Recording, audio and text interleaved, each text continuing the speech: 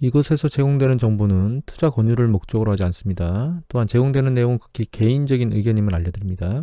따라서 모든 내용은 단지 참고사항으로만 사용하셔야 합니다. 그리고 그 어떤 법률적 책임을 지지 않는다는 점을 인지하시기 바랍니다. 투자는 반드시 자기 자신의 판단과 책임하에 하여야 하며, 따라서 투자 손익에 대한 책임은 투자자 스스로에게 귀속됨을 알려드립니다. 오늘 미국 지수 3대 지수는 마이너스로 끝났고요. 스몰캡은 플러스로 끝났습니다. 오히려 전체적으로 혼조세라고 봐야 되겠죠. 뭐 일방적으로 다 내려가나 일반적으로 다 올라가거나 그런 게 아니고 오르고 내리는 국가들이 혼합되어 있습니다. 지금. 그리고 미국 국채 10년 수익률이 지난 7월 이후에 2%대하고 3% 초반대로 밀려 내려온 이후에 머리를 못 들고 있습니다. 그러니까 심리적으로는 그 경기 확장 속도가 약간 둔화되는 그런 쪽으로 좀 일정 부분 채권 쪽에서는 시그널을 보내는 것 같아요. 기저효과하고 지원금, 재난지원금의 효과로 급등했던, 그러니까 굉장히 빨리 움직였던 경제 성장률이 점차 둔화된다기보단 사실 정상화 과정으로 가는 거죠. 정상화 과정으로 가는 그런 패턴들이 시장에서 그냥 그대로 표면되고 있는 것 같아요. 달러 인덱스도 일정 부분 오른 이후에 추세적으로 방향성을 잃은 상황이고, 원자재 같은 경우에도 뭐 한참 올랐다가 일단 약간 그 쉬어가는 그런 패턴을 보이는 걸로 봐서는 그 폭발적으로 계속 올라갈 거라고 하는 기대감이나 인플레이션이 계속 폭발적으로 늘어날 것이라고 하는 그런 기대감은 접으셔야 될 것 같아요. 물론 당연히 접으셨겠죠 지금. 그리고 접었기 때문에 이제 시장이 이렇게 움직이겠죠. 근데 우리가 한 번은 되씹어봐야 될 게 한 5월달, 4월달 뭐 이때 원자재 슈퍼 사이클 뭐 이렇게 그 하반기에도 보면 경제 성장률이 계속 뜨거울 것이다 이렇게 얘기를 하던 사람들이 막 있었다는 거예요. 전문가들 중에서. 그런 것들이 이제 다시 말씀드리지만 시간이 지나면 이렇게 사라져버리는 그런 것들을 사실 잘 기억 속에 남기셔야 됩니다. 그래야만 선대응을 할 수 있다라고 하는 부분들을 배울 수 있는 기회가 아닌가 이렇게 생각을 하고요. 미국 지표 나온 것들 중에서는 요번에 지표 나온 것들 중에서는 특별히 볼만한 게 있나? 신규 실업수당 청구 건수가 볼만한 것 같아요. 나왔거든요. 예측치보다는 좀 밑으로 내려와서 31만 건으로 나왔습니다. 추세적으로 긍정적이고, 통상적으로는 이게 경기 과거로 보면 한 20만 건대 정도 있거든요. 여기 보시면 이제 여기 20만 건대에서 초반에서 10만 건대 중반 정도 나오죠. 그래서 이제 글로벌 금융위기 가장 맥스로 이제 보면 더 이상 안 늘어나나? 아이고, 더 안 가네요. 더 갔으면 좋겠는데. 차트를 프레드 차트로 바꿨습니다. 이게 신규 실업상황 청구 건수인데 글로벌 금융위기 때 신규 실업상황이 한 66만까지 올라갔다가 20만 건대로 진입하는데 시간이 굉장히 오래 걸렸거든요. 여기 보시면 2014년도나 돼서야 20만 건대로 진입했어요. 하반기에 진입이 2014년이니까 거의 뭐 한 2010년부터니까 한 거의 5년 가까이 걸렸죠. 지금 20만 건대로 진입하려고 하는데 굉장히 빠른 속도로 지금 움직이고 있는 건 맞습니다. 속도가 더 내려가는 속도가 계속 또 강하지는 않을 것 같고요. 점진적으로 조금씩 하락하는 패턴을 거칠 것 같은데, 여기서 좀 드문드문 하락성 정도가 이렇게 줄어든 거는 결과적으로 이제 재난지원금하고 관련이 있거든요. 내려오다가 갑자기 올라가죠. 지원금 지급하면서. 요번에 이제 지원금이나 이런 것들 다 소진되고, 그 다음에 그 실업급여나 이런 것들이 최종적으로 이번 주에 아마 다 정부에서 추가로 지원해주는 뭐 300에서 600달러 정도 주당 아마 끝날 겁니다. 그러면은 일정 부분 강도가 약간 아래로 빨라질 수 있는 가능성은 존재합니다. 다른 얘기들을 좀 볼 건데요. 상황 자체로 좀 안 좋은 게 추가적으로 올라온 불안정성이 이겁니다. 뮤변이. 델타에 이어서 뮤가 나왔는데 백신의 효과가 거의 없다는 얘기가 나오는데, 이거는 그냥 단순히 그 사람 몸 안에 형성된 중화 항체를 끄집어내서 분리해서 그걸 이제 백신 바이러스하고 맞붙여서 어느 정도 효과가 있느냐라고 하는 부분만 가지고 이렇게 얘기를 한 거고, 사람 신체 내에 이제 면역 시스템이나 이런 게 존재하죠. 그렇기 때문에 이게 정확히 사람 몸에서 이런 형태로 발생할 거다 이런 얘기는 아닙니다. 다만 일정 수준 면역 효과가 낮은 건 맞는 것 같아요. 개인적으로 우려합니다. 이것 때문에 뭐 주사를 맞을 필요 없다 이런 생각을 하면 안 된다는 거. 그만큼 얘가 강력하다는 뜻이라는 얘기는 백신이나 이런 걸 가지고 면역 체제를 사전에 만들지 않은 사람 같은 경우에는 더 큰 충격을 받을 수 있다 이렇게 해석을 해야지, 이 효과가 없으니까 이거 안 맞아야 돼 이렇게 얘기하는 건, 생각하는 건 제 생각에는 참 땡땡한 생각이다 이렇게 말씀드리고 싶습니다. 하지만 일단 시장 자체에, 주식시장 안에 일정 부분 영향을 미칠 수 있는 가능성으로 좀 올라와 있는 상황이고요. 종종 말씀드리지만 디폴트 얘기가 지금 꾸물꾸물 올라오고 있습니다. 그러니까 시장이 지금 방향성이 윗방향보다는 아랫방향 조정의 가능성이 있는 것들이 조금씩 쌓이는 것 같아요. 10월에 디폴트 얘기가 나오고 있는데 부채 한도 늘려줘야 되거든요, 상한을. 이거 안 늘려주면 또 뭐 지방정부나 뭐 공무원들 뭐 급여 못 받는다는 둥 뭐 이런 얘기들이 막 나올 거예요. 그리고 공무원도 일 못한다는 둥, 급여를 못 받으니까 출근 안 하겠죠. 그런 일들이 이제 10월 달에 11월 달에 나올 수 있어서 이런 부분들은 뭐 공화당이 어떻게 할지 모르겠습니다. 자꾸 민주당이 인프라 관련된 대규모 부양책을 밀어붙이고 있어서 정치적으로 어떻게 해결될지는 좀 봐야 될 것 같아요. 물론 뭐 예전에 2011년도에도 아마 기한 넘고 나서 아마 통과를 시켰을 거예요. 난리를 치다가. 요번에도 그럴 수 있는 가능성이 있습니다. 이 얘기가 막 다른 얘기들을 오늘 또 좀 할 건데, 이현철 아파트 사이클 연구소 소장께서 한 거거든요. 이거 한번 들어보십시오. 저는 안 들어봤습니다. 전 부동산 관련돼서 다른 분들 얘기를 잘 안 듣는 편입니다. 죄송스럽지만 머니스테이 기사고요. 더 센 하락기가 온대요, 부동산에서. 이런 아파트 가졌으면 조심하세요 이렇게 얘기를 하셨는데, 이게 어떤 내용인지 모르겠어요. 기자는 어떤 분이 하셨냐면 조한송 기자께서 하셨는데, 맨 마지막에 보면 소형 아파트 조심하라고 얘기했거든요. 근데 저는 개인적으로 소형 아파트는 어떻게 생각하고 있냐면, 이게 우리나라 인구, 이게 통계청 자료입니다. 우리나라 인구 비중인데 그중에 1인 가구 비중이거든요. 1인 가구 비중인데 1인 가구 비중이 지금 현재 2019년도에 30%예요. 세 가구 중에 한 가구 정도는 1인 가구입니다, 지금. 그리고 지역 분포로 보면 1인 가구 지역 분포가 상당히 높은 데가 서울하고 경기입니다. 역시 경제 활동이 활발한 곳에 1인 가구가 많다는 거죠. 젊은 가구에 1인 가구 수가 많다는 뜻입니다. 1인 가구가 많다는 뜻은 주택으로 놓고 보면 큰 주택보다는 적은 주택 쪽에 훨씬 더 수요가 많을 거라는 뜻이겠죠. 두 번째는 이것도 통계청 자료입니다. 이거는 고령 비율인데 65세 이상의 비율이에요. 여기가 2020년도에 현재 15.7%입니다. 65세 이상이 계속 올라가죠. 고령 인구가 많다는 뜻은 요새 같은 경우에는 그 단독 세대 구성을 많이 하잖아요. 자녀하고 같이 사는 세대보다는 부모는 부모, 자녀는 자녀 따로 단독 세대를 살기 때문에 고령화 인구가 많아진다는 얘기는 그만큼 대형 평형보다는 소형 평형의 수요가 많아진다는 뜻입니다. 추세적으로. 일단 나이가 들면 청소하거나 이렇게 몸을 활동을 해서 뭔가 움직이는 것이 어려워집니다, 사실. 그리고 고령 인구가 되면 될수록 필요한 것은 사실 뭐 전원주택보다는 도심 내에 병원이 필요해요. 자잘한 이런 여러 가지 병들이 많기 때문에 대부분의 사람들은 도심에서 남기를 원하는 사람들이 훨씬 더 많습니다. 전원주택을 원하는 사람들보다. 그래서 이 두 가지 통계를 놓고 보면 추세적으로 결과적으로는 이 어떤 패턴이 갑자기 아이를 많이 낳겠다, 부모님과 같이 살겠다 이렇게 바뀔 수가 없습니다. 사람의 사고들이 바뀌고 있기 때문에. 그렇게 결과적으로 소형 평형의 아파트들을 선호할 수밖에 없는 추세로 가고 있습니다. 전체적으로 놓고 보면. 그래서 개인적으로 소형 아파트에 대한 불안정성이나 이런 것들은 단기적일 수는 있지만 추세적일 수는 없다, 이렇게 봐야 될 것 같고요. 말씀드렸지만 여기 보면 소형 평형의 인구 구조가 서울하고 경기권에 굉장히 많이 몰려 있잖아요. 인구도 서울 지역에 굉장히 많이 몰려 있는데 경기 수도권하고. 그래서 개인적으로 부동산의 장기적인 관점에서 내가 소유를 할 목적이라면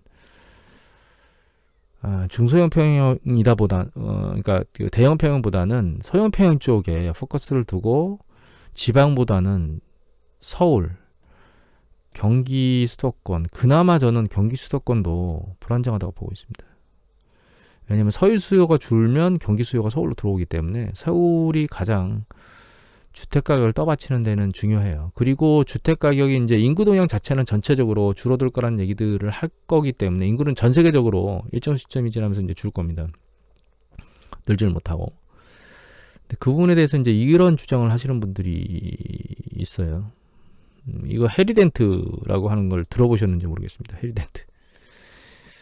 이분 인구 동향 가지고 부동산 폭락한다고 얘기했다가 자주 틀렸던 분이거든요. 이거 이제 이 기사는 2012년도 기사입니다. 왜 오래된 거죠? 10년 좀 전이니까. 그리고 신재호 기자께서 하셨는데 이분이 주식하고 상품하고 부동산을 이 시기에 2023년까지 하락한다 그랬거든요.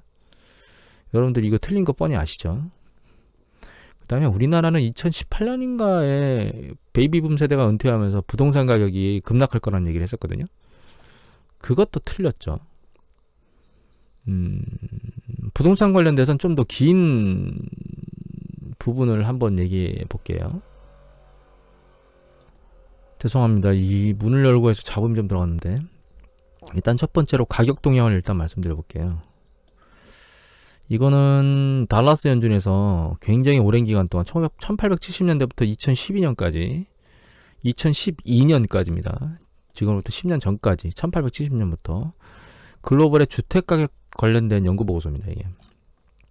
근데 이거를 조금만 봐드릴게요. 여기에는 주로 연구 지역이 서구 지역이에요. 통계가 있으니까 하나 유일하게 아시아 지역엔 재팬이 끼어 있습니다. 유럽하고 미국, 유럽 선진국하고 미국, 그 다음에 일본 이렇게 끼어 있다고 생각하시면 됩니다. 장기적 데이터들을 보면 여기 보시면 여기 벨기에 일단 먼저 벨기에 나왔죠. 벨기에하고 오스트리아 두 군데가 나왔네요. 여기 보시면 짙은 선이 보이실 겁니다. 이 라인하고 이 라인. 이 두 라인은 1차 세계대전과 2차 세계대전이에요. 그러니까 1, 2차 세계대전 이후에 주가 이거 명목 가격입니다. 추세적으로 계속 올라갔습니다. 이게. 밑에 보면 덴마크하고 이게 캐나다하고 덴마크, 캐나다 들어있네요. 미 대륙에 추세적으로 계속 올라가죠. 조정기는 있지만 이게 프랑스하고 핀란드네요. 추세적으로 올라가죠. 그래서 뭐 다 올라갑니다. 저머니하고 이게 일본인데 독일하고 일본이 가장 특이성이 있어요. 일본은 굉장히 오랜 기간 동안 급등하다가 폭락을 세게 맞았고 독일은 급등한 이후에 추세적으로 이거 실질 가격이네요. 죄송합니다. 리얼이네요. 아까 위에서 봤던 것도 데이터들이 다 리얼입니다. 여기 보시면 리얼. 추세적으로 올라왔다가 내려가고 있어요. 근데 이게 리얼 가격인데 명목 가격을 보면 독일은 주택 가격이 옆으로 이렇게 일정 부분 내려가긴 하는데 이렇게 하강 속도가 세게 내려가진 않아요. 이건 실질이기 때문에 주택 가격을 인플레이션으로 할인한 거거든요. 일본은 이게 리얼 가격이 이렇게 많이 빠졌다는 얘기는 실질 가격 굉장히 빠른 속도로 빠졌다는 뜻입니다. 전 세계적으로 주택 가격이 특이하게 이런 패턴을 보이는 건 한 군데밖에 없습니다. 일본밖에. 근데 대부분 일본 사례를 가지고 우리나라를 비교하는데 일본은 우리나라하고 일본 차이 가장 큰 차이점은 일본은 LTV가 100% 넘게 대출을 해줬다가 그 당국이 대출 총량제를 그러니까 한 사람이 대출해 갈 수 있는 정도의 규모를 확 줄여버리면서 붕괴를 맞이했습니다. 우리나라는 LTV가 100%까지 가 있지를 않아요. 그리고 또 하나 차이점은 일본은 이때 토지하고 오피스 시장이 과열돼서 기업까지 연계된 거였고 저희는 주택시장 쪽만 그렇거든요. 그래서 전혀 차이가 그러니까 근본적인 차이가 좀 다르다는 점을 아셔야 돼요. 그래서 일본처럼 되지는 않을 겁니다. 그리고 다시 통계 얘기로 들어가면 다 이렇게 올라가죠. 특이하게 일본이 다르고 독일이 약간 두 군데가 다른데 일본 같은 케이스는 아예 없습니다. 그리고 최종적으로 보면 이렇게 밑으로 더 내려가 보면 이게 밑에 이제 몇 군데 더 나왔죠. 뭐 영국도 나오고 뭐 미국도 나오고 다 나왔는데 여기 보시면 이렇게 쭉 해서 결과적으로 종합적으로 놓고 보면 이거 위에 있는 통계들을 다 믹싱한 거예요. 놓고 보면 이게 실질 주택가격 전체가 보면 중앙값은 다 위로 상승했습니다. 1, 2차 세계대전 이후에. 또 한 가지 2012년도 이후에 이 데이터 말고 또 다른 데이터를 보여드리면 이거는 어디냐면 이거는 더 이코노미스트에 나오는 데이터입니다. 글로벌 주가인데 이거는 1970년대부터 나와요. 그러니까 이제 앞에 데이터를 하고 같이 연계해서 보면 2차 세계대전 이후에 주택 가격은 계속 올라왔다고 봐야 됩니다. 이건 명목 가격입니다. 일본이 빨간색일 거야 아마. 일본 어디 있어? 일본 나와라. 일본이 안 나오네요. 일본이 어느 순간에 걸려야 되는데 이걸로 볼까요? 아이고 이거 줄어들었네.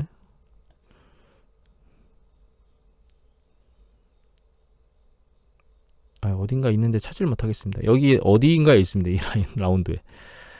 그래서 이건 이제 명목 가격이기 때문에 추세적으로 계속 올라가고 실제 가격을 보면 리얼 프라이스를 보면 이렇게 이제 오르락내리락의 정도가 있어요. 우리나라 같은 경우에도 일정 수준 많이 올랐다가 예전에 이제 94년도 그때 초반에 올랐던 게 물가를 적용해 보면 쭉 내려왔다가 그 다음에 최근 상승 추세 패턴은 이거는 전체 다를 정확히 반영한 건 아닌데 물가 상승률 정도를 추적하는 수준으로 올라왔습니다. 사실. 그래서 우리나라가 굉장히 이제 부분적으로는 전체 지수로 놓고 보면 굉장히 뜨거운 편은 아니고요. 부분으로 놓고 보면 지역별로 뜨거운 상황이다. 물가를 반영을 해보면 그렇게 이해를 하면 될 것 같아요. 그리고 또 한 가지 우리가 데이터를 봐야 될 게 이겁니다. 이게 어떤 데이터냐면 그 미국의 모기지 관련된 대출 이자율 패턴이거든요. 근데 지금 모기지 관련된 대출 이자율이 굉장히 낮아요. 이거는 금리 패턴은 전 세계적으로 동일한 패턴을 거의 보이기 때문에 우리나라도 그렇고 전 세계적으로 지금 모기지 금리가 상당히 낮은 수준에 있다라는 거예요. 얘가 그러니까 주택시장에 대한 위기가 꾸물꾸물 올라오려면 얘가 이 모기지가 일정 부분 위쪽으로 튀어 올라가서 과거에 우리가 2000년대에도 보지 않았던 수준 윗단으로 올라가줘야 됩니다. 그러니까 뭐 예를 들면 뭐 2000년대 초반, 90년대 후반, 90년대, 2000년대 초반 요때 있었던 이런 수준 정도까지 모기지가 올라가면 위기론이 대두될 수 있긴 한데 아직까지는 금리가 상당히 낮다는 점, 그 다음에 인구 동향이 점점 이제 1인 가구 쪽으로 간다는 점, 이런 것들을 종합해 보면 최소한 중소형 평형에서의 위기의 문제는 없다. 다만 대형 평형은 조심해야 된다라고 하는 것들을 한눈에 알 수 있습니다. 그리고 또 한 가지 우리가 인지해야 될 거는 대부분의 국가들의 부의 규모는 대부분 부동산 쪽에 많이 쏠려 있습니다. 가계 같은 경우에는. 그렇기 때문에 그 부동산이 붕괴되는 것들을 그냥 놔두면 국가 경제가 굉장히 큰 충격을 받아요. 그래서 그런 부분들이 뭔가 만들어지거나 이상 징후들이 나타날 경우에 결과적으로는 정부에서 그거를 커버하는 어떤 정책을 쏟아낼 수밖에 없습니다. 그런 관점에서도 주택시장이 추세적으로 붕괴되는, 일본처럼 추세적으로 붕괴되는 패턴은 있지 않을 것이다 라고 하는 생각을 좀 해보셔야 될 것 같아요. 그리고 또 제가 하는 의견과 반대되는 의견이 있을 수 있습니다. 그 의견도 여러분들이 아셔야 되기 때문에 제가 여기를 보라고 말씀드린 겁니다. 이분이 반대 의견을 하셨을 수도 있겠죠. 저는 보지 않았는데 이거 한번 보십시오. 이현철 아파트 사이클 연구소입니다. 이분이시고 그 다음에 여기 보시면 머니투데이 기사입니다. 이거 찾아서 한번 동영상 보세요. 안 보고 싶은 사람은 안 보셔도 됩니다. 그리고 중국에서 이제 난리를 또 치고 있습니다. 메타버스는 망상이다 이렇게 얘기가 나왔어요. 메타버스 요새 아주 유행이죠. 메타버스는 망상이냐? 저는 망상이라는 단어에는 동의할 수는 없는데 메타버스가 단기간에 현실화될 수는 없다라고 하는 부분에 대해서는 동의합니다. 그리고 옛날에 인터넷 전화가 만들어져서 새로운 기술이 1990년대 후반 99년인가요? 그때 실제로 실현했거든요. 쓸 수 있도록. 하지만 그게 모든 사람들이 다 이렇게 쓸 수 있도록 되겠느냐?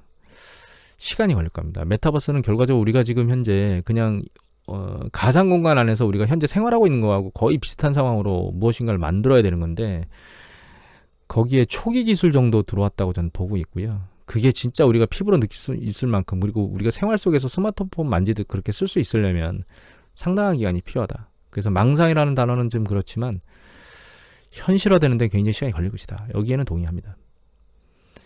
그러니까 추세적으로 메타버스를 단기적으로 먹고 빠지겠다는 액션을 취하는 것은 맞지만 추세적으로 이 메타버스가 계속 성장할 수 있는 기업이다라고 하는 부분에 대해서는 저는 개인적으로 긍정적으로 보이지 않습니다. 중국이 또 한마디 얘기했는데 게임 마진율 60% 폭리라고 얘기를 했습니다. 야 너무 돈 많이 받지 마 이런 뜻이죠.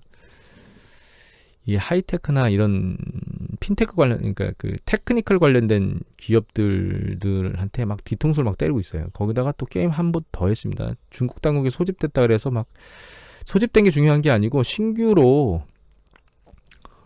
못 팔게 하겠다는 겁니다. 신규 판호 발급을 중단하겠다는 뜻은 신규 게임을 못 올린다는 뜻입니다. 이거. 그러니까 중국 게임 업체 같은 경우에는 지금 충격이 세겠죠. 거기다가 하이테크 기술 관련 메타버스도 나왔으니 이거 하이테크니컬 관련된 것들은 계속 두들겨 맞고 있습니다. 핀테크가 뭐 정신이 없어요. 그래서 중국 쪽은 이런 일들이 언제까지 만들어질 거냐, 제 생각에는 계속 말씀드린 내년도 11월 달에 시진핑 3연임과 관련해서 그때까지 막 쥐어짜는 행위를 할 것 같아요. 지수 자체가 어떻게 될지는 판단이 애매모호하긴 합니다, 사실. 그런데 예전에 중국이 이제 그 주식시장을 보면 급격하게 분출하는 형태를 보이는 케이스가 있거든요. 패턴들이. 근데 그런 패턴은 보이지는 않을 것 같습니다. 일단. 그리고 기대가 다른 쪽보다 훨씬 더 나을 것이다 라고 하는 기대치가 떨어진 상황입니다. 지금 개인적인 판단에선 중국 지수가. 그 다음에 롯데가 한샘을 인수한답니다. 그래서 한샘 인수설 때문에 한샘 주가가 스물스물 흔들리다 지금 올라왔거든요. 하다 보니 한번 튀었다가 인수설에 다시 조정을 받고 다시 좀 일정 부분 올라왔어요. 근데 한샘 같은 가구 업체가 예전에 인수된 케이스가 있습니다. 그게 어디냐면 그게 리바트입니다. 리바트. 현대백화점 그룹의 현대 그 그린푸드가, 정확한 현대백화점이 인수한 건 아닌데 현대 그린푸드가 인수했는데 그게 2011년도입니다. 2011년도. 그런데 현대 리바트의 차트를 보면, 이게 현대 리바트입니다. 장애 차트를 보면 2011년도가 이 시기입니다. 이 시기에 인수됐고 그 뒤에 폭발적으로 분출하는 어떤 패턴이 있었거든요. 그러니까 이게 시너지가 난 것들의 기대치가 한 1년 정도 걸리면서 나온 거죠. 나왔고 그게 이제 시장에 급격하게 반영됐습니다. 한샘 같은 경우에도 만약에 그런 패턴을 거친다면, 한샘 같은 경우는 여기 보시면 박스권에 있다가 2000도 중반 좀 넘으니까 2011, 12년도 넘어가다가 14년도 급등했는데, 이때 급등한 가장 주된 이유는 우리가 일반적으로 가구는 어떤 공장에서 찍어내는 그런 형태가 아니었거든요. 그런데 그거를 공장에서 찍어내는 형태로 바꿔가지고 막 중국 거에서 공장에서 찍어내고 이런 걸 하면서 가구의 대중화라고 해야 될까요? 제품화라고 해야 될까요? 대량 생산 제품화, 그런 형태로 하면서 주가가 반영됐었거든요. 그리고 이제 그게 끝나고 나서 소멸되고 있는데, 향후에 롯데도 유통이기 때문에 시너지를 통해서 뭔가 나오면 얘도 급등할 수 있는 리바트처럼 가능성은 내재하는 것 같다. 단기적으로 얘가 급등하겠냐? 그렇지는 않을 것 같습니다. 일정 부분 뭐 반영되고 나면 결과적으로 이제 인수설은 거진 다 반영된 것 같고, 그게 이제 인수된 롯데하고 어느 정도 시너지를 낼 것이냐를 유심히 좀 지켜보는 그런 패턴으로 가셔야 되는 게 맞을 것 같아요. 그 다음에 네이버 카카오가 난립니다. 지금 어제 카카오가 7% 빠졌습니다. 전날 10% 조금 넘게 빠졌죠. 그동안 7% 빠졌으니까 이틀 동안 거의 18% 빠졌습니다. 이틀 동안.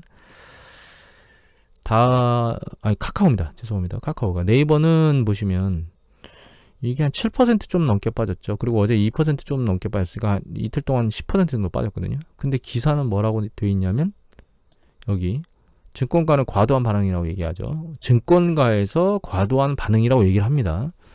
그런데 카카오를 매매를 보면, 이거 카카오입니다. 증권가, 기관에서 매도 물량이 계속 쏟아지고 있습니다. 그 다음에 네이버 볼까요? 네이버에서도 역시 매도 물량이 계속 기관에 쏟아지고 있습니다. 오히려 여기 보시면 뭐 특별히 확 줄었다. 이 외국인 같은 경우에는 한 3분의 1 토막 났잖아요. 기관은 3분의 1 토막이 뭐예요? 거의 뭐 80% 정도 팔았잖아요. 그러니까 말해대는 분들은 과도한 반응이라고 얘기하고, 액션 취하는 분들은 팔아제끼고 있어요. 그래서 신문기사만 보고 쉽사리 판단하시지 말라고 이거는 뽑아냈고요.